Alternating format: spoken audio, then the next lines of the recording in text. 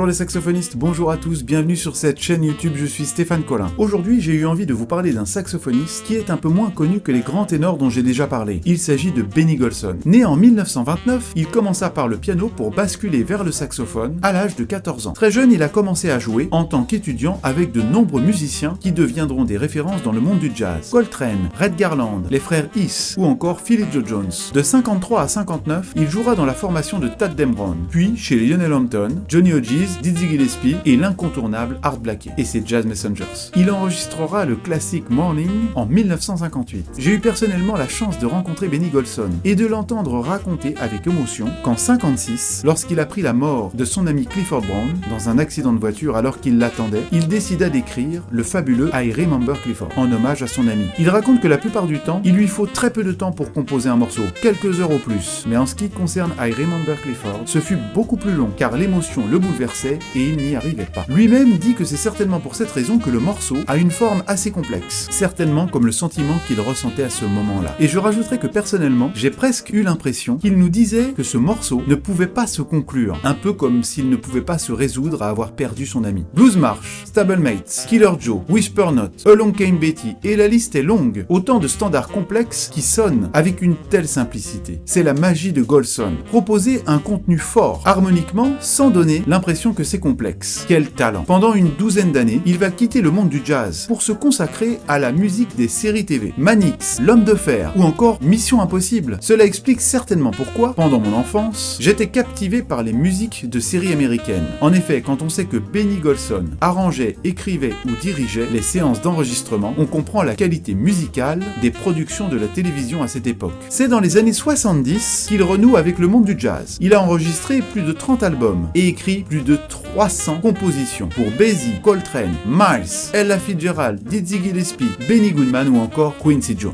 Et pourtant, quand vous le rencontrez, il semble tellement humble qu'il est impossible de croire à cette fabuleuse biographie et son apport à la musique et au jazz. Si cette minute saxophone vous a plu, n'hésitez pas à cliquer sur le pouce bleu, à vous abonner, activer la petite cloche pour recevoir les notifications et n'hésitez pas à me laisser vos commentaires, j'y répondrai avec plaisir.